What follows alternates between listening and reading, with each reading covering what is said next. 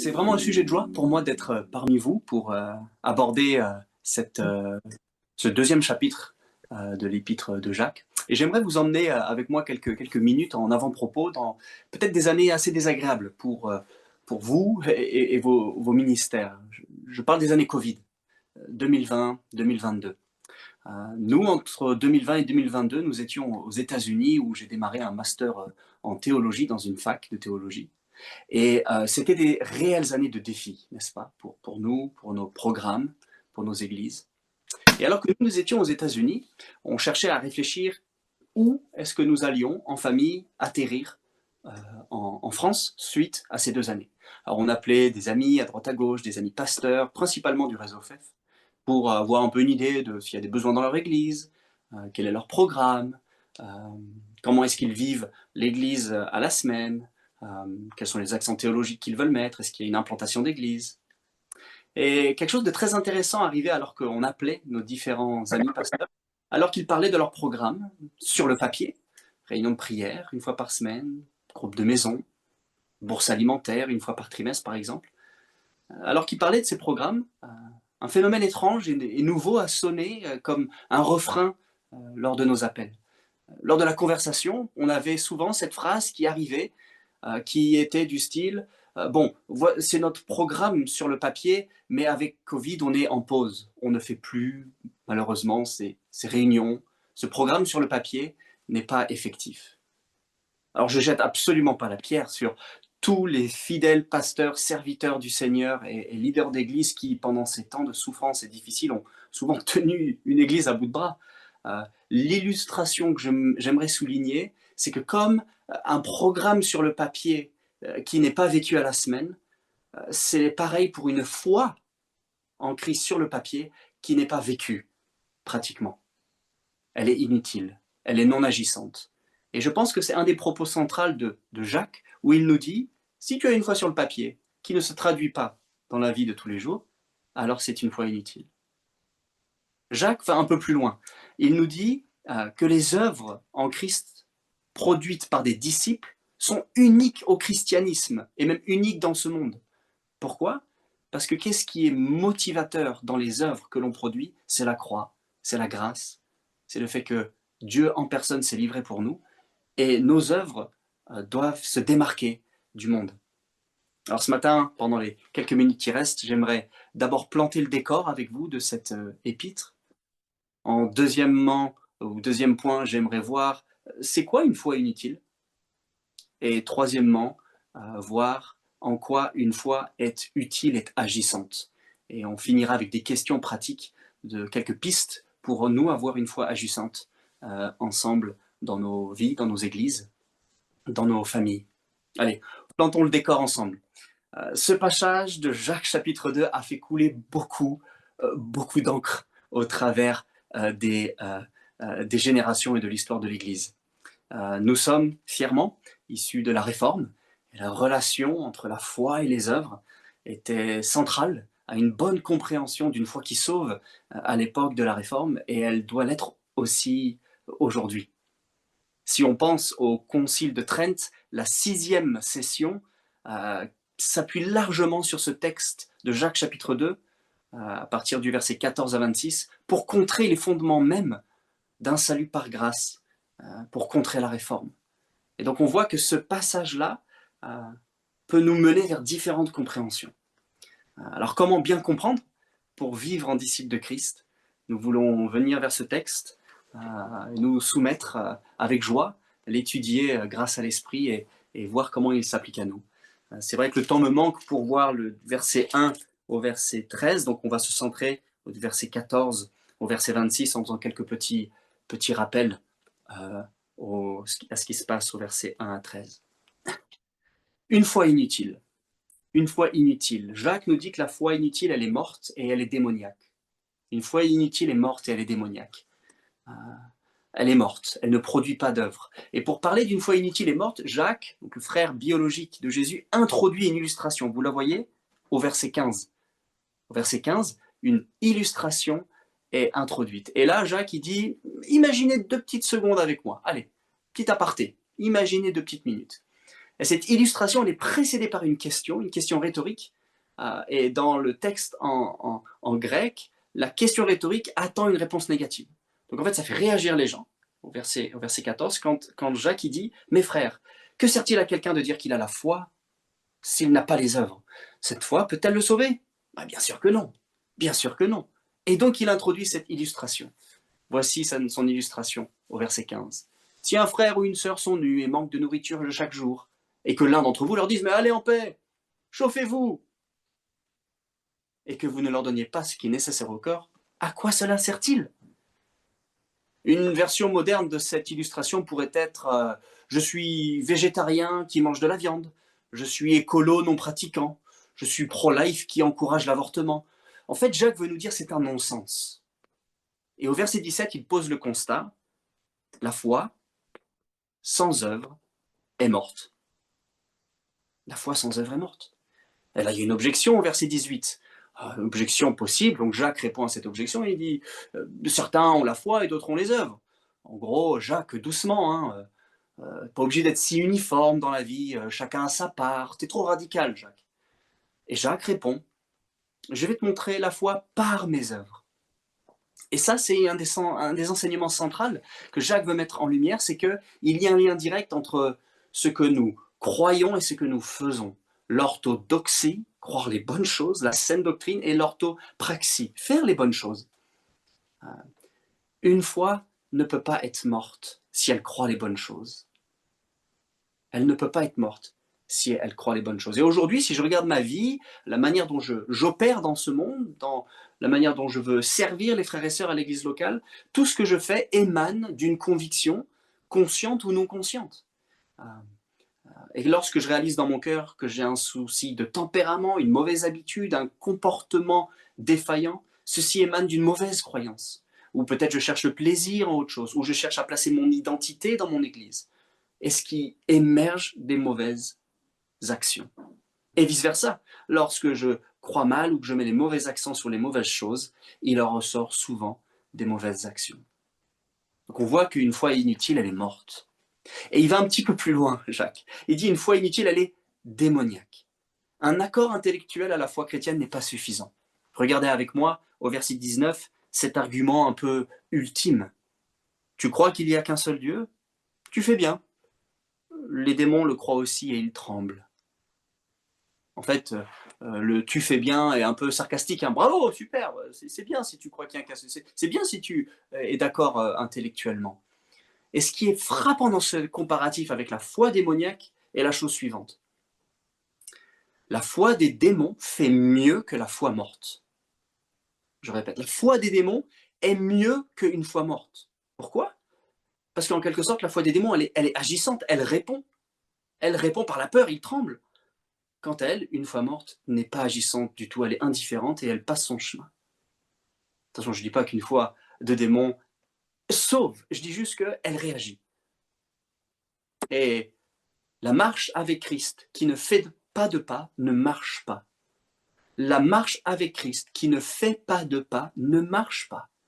Et c'est une mise en garde, attention c'est un grand mot, je suis aussi à mi-temps enseignant à côté, donc des fois j'ai des rechutes, c'est une mise en garde que Jacques nous fait contre l'antinomianisme, le laxisme. Oh, on a la foi par grâce, on est sauvé, super, on peut aller faire ce qu'on veut, pas obligé de réagir, pas obligé de suivre le chemin étroit, c'est un écueil à éviter.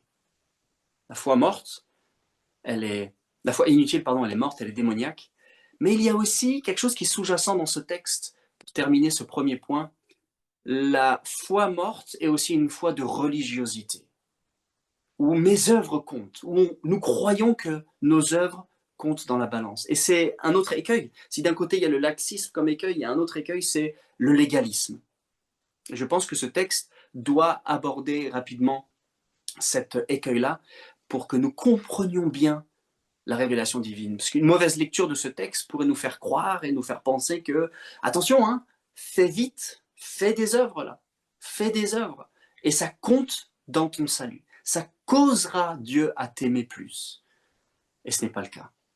Et pour justement mettre en tension ce passage avec un autre, j'aimais prendre avec vous Romains chapitre 4, versets 1 à 5. Si vous avez vos Bibles, Romains chapitre 4, versets 1 à 5. Quelques versets pour nous montrer ce que Paul dit. Je lis à partir du verset 1. « Que dirons-nous donc d'Abraham, notre ancêtre? Qu'a-t-il obtenu par ses efforts? Si Abraham a été considéré comme juste sur la base de ses œuvres, il a de quoi se montrer fier, mais non devant Dieu. En effet, que dit l'Écriture? Abraham eut confiance en Dieu, et cela lui fut compté comme justice. Or, si quelqu'un a accompli quelque chose, le salaire est porté à son compte, non comme une grâce, mais comme un dû. Par contre, si quelqu'un ne fait rien, mais croit en celui qui déclare juste, l'impie, sa foi est comptée comme justice. » Est-ce que vous voyez la tension? Est-ce que vous voyez la tension entre ce que nous venons de lire, qui est un enseignement cathédral de Paul, que nous retrouvons dans Galates, Éphésiens, dans les Romains, et ce que Jacques vient de nous dire? Ce qui est plus choquant, c'est de voir que Abraham, la personne d'Abraham, est citée comme argumentaire dans les deux cas. Et que se passe-t-il? Y a-t-il une contradiction? Alors, je ne crois pas qu'il y ait une contradiction entre ces deux textes. Je crois à une complémentarité forte qui met en lumière des enseignements centraux de la Bible. Et si on devait résumer cela en une phrase, c'est que les œuvres ne déclenchent pas le salut, mais un salut en Christ déclenchera des œuvres. En fait, où plaçons-nous les œuvres dans l'équation du salut? Nous ne venons pas attirer l'approbation de Dieu par une œuvre, par le fait d'aller à l'église, d'arrêter quelque chose, de commencer quelque chose. Mais alors que nous sommes transformés par Christ, bien malgré nous, par cette grâce, cette faveur imméritée, ça déclenche en nous une œuvre. Et pourquoi est-ce que ces deux textes sont-ils complémentaires et non contradictoires? En fait, je vois trois raisons. La première raison, c'est qu'il y a une intention de l'auteur qui est différente. La deuxième raison, c'est qu'il y a une référence biblique chronologique différente. Et la troisième raison, c'est par la grammaire ou le vocabulaire utilisé. Et j'aimerais juste décortiquer ces trois points-là avec vous pour arriver sur une conclusion. Il n'y a pas de contradiction entre Paul et Jacques sur la question d'Abraham. Pourquoi? Il y a une intention différente. Paul, de son côté, veut répondre à une problématique. La problématique, c'est: un païen doit-il obéir à la loi mosaïque et produire ses œuvres pour faire partie du peuple de Dieu? C'est ça que Paul veut mettre en lumière. Et la réponse, elle est non. Et qu'est-ce qu'il dit? Regarde Abraham. Il a cru, il a été justifié. Doctrine de l'union en Christ, d'être greffé par le corps du Christ, dans le corps du Christ. Et donc Paul s'adresse à cette problématique-là dans son intention. Jacques, quant à lui, de l'autre côté, répond à une autre problématique. La problématique de Jacques, c'est quoi? C'est que faire si une personne professe Christ, mais qu'il n'y a pas de démonstration pratique de sa foi? Jacques a un réel souci de foi holistique, une foi globale qui est cohérente. On sait que Jacques est un peu la littérature de sagesse du Nouveau Testament. La toile de fond de Jacques, c'est Psaumes, c'est Proverbes, c'est l'Ecclésiaste. Et donc Jacques, en gros, vient s'attaquer à la problématique: que faire si une personne professe Christ, mais n'a pas la démonstration pratique de sa foi? Et qu'est-ce qu'il dit? Attention, danger! Danger si quelqu'un dit: je crois, mais j'ai pas ma foi n'est pas agissante. Danger si la foi est sur le papier, mais qu'elle ne se traduit pas. Et qu'est-ce qu'il dit? Regarde Abraham, sa foi était agissante. Sa foi a répondu. Sa foi a répondu. Donc l'intention de l'auteur est différente. Deuxièmement, les deux textes sont complémentaires parce que la chronologie est différente. Et c'est vrai que la tension est là.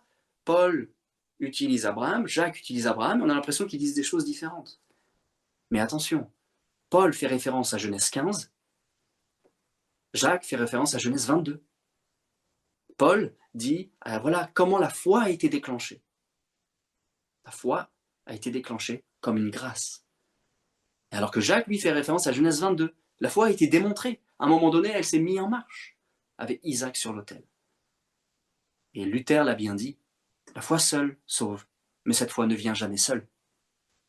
Alors qu'il y a une intention différente, alors qu'il y a un repère chronologique différent dans la vie d'Abraham, le mot utilisé, être justifié, alors en grec c'est dikaiosune, lui est aussi très important. On prend ce mot justifié qui en général veut dire que c'est un acte de justification qui vient de Dieu, par lequel Dieu lui-même déclare un pécheur juste en raison de sa foi. Et si jamais on fait un peu le travail d'herméneutique et on prend ce mot-là justifié, on le regarde dans le corpus biblique, on se dit, est-ce qu'à chaque fois, le sens qui ressort de ce mot-là est justifié aux yeux de Dieu? Et là, on arrive avec les paroles de Jésus dans Luc 7,35 qui nous interpellent. Jésus dit dans Luc 7,35, la sagesse a été justifiée par tous ses enfants. La sagesse a été justifiée par tous ses enfants. Les paroles de Jésus ne nous disent pas dans ce contexte que la sagesse a besoin d'être réconciliée avec Dieu par une justice imputée en ayant des bébés. Ça n'a aucun sens. Les paroles de Jésus veulent dire la chose suivante. Ceux qui se réclament de la sagesse se prouvent et se démontrent par ses fruits. Et je tiens cette explication par le théologien R.C. Sproul.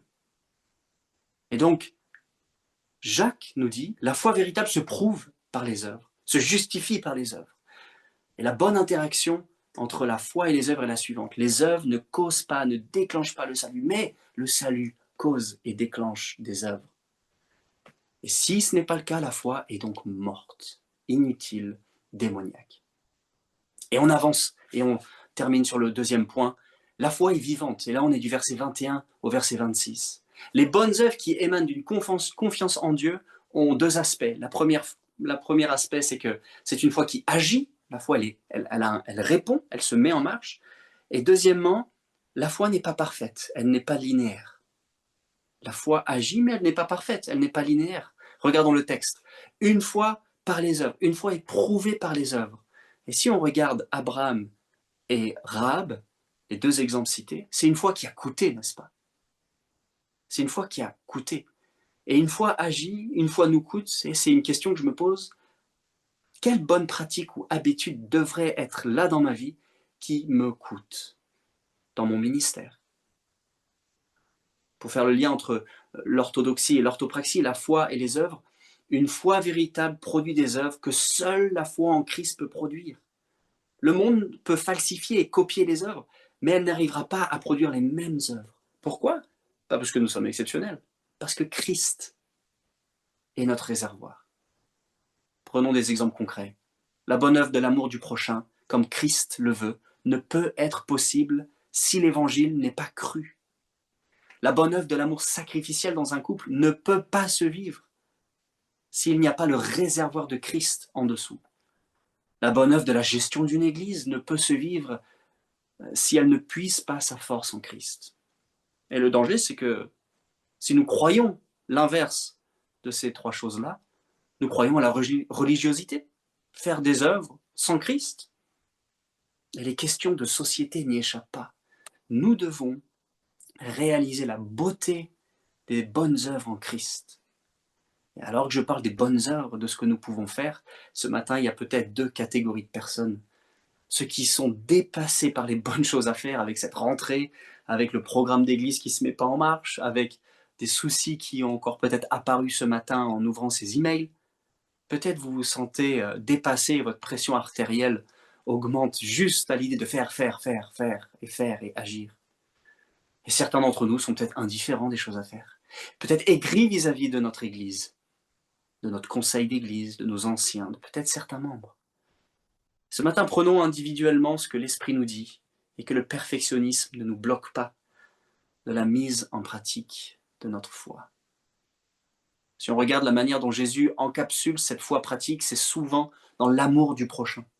Dans l'amour du prochain. Et on voit du verset 1 à 13 dans ce chapitre 2 la manière dont nous sommes appelés à aimer notre prochain, ne pas faire de favoritisme. Et je serais assez honnête en disant que l'Église est un lieu où aimer notre prochain est à la fois très très facile et c'est un beau défi et à la fois on s'arrache les cheveux, n'est-ce pas? Et je sais très bien que des gens ont aussi du mal avec moi dans mon Église. Donc en fait c'est un peu dans tous les sens. Mais c'est un lieu privilégié pour mettre en place l'amour du prochain. C'est difficile et ça coûte. Et on regarde la manière dont les chrétiens ont historiquement préservé le corps du Christ, étaient des témoins vis-à-vis des plus vulnérables dans la société, et être là pour prendre soin. Et nous sommes appelés à faire ces bonnes œuvres. La foi, utile, agissante, elle n'est pas linéaire, elle n'est pas parfaite. Regardez avec moi Abraham et Rahab. Nous connaissons leurs histoires.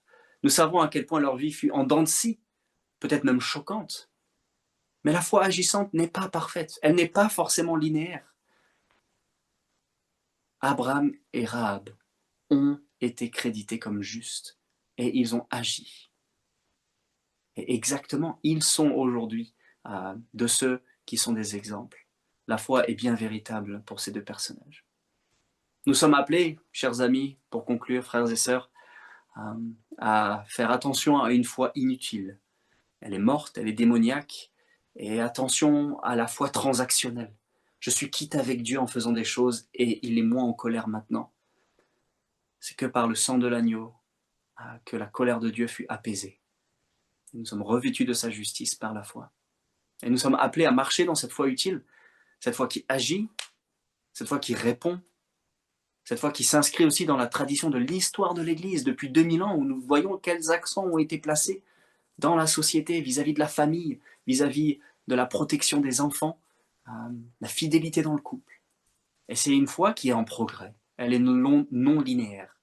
Elle est juste là pour aussi nous faire avancer par la repentance. Nous pouvons le vivre individuellement et en communauté.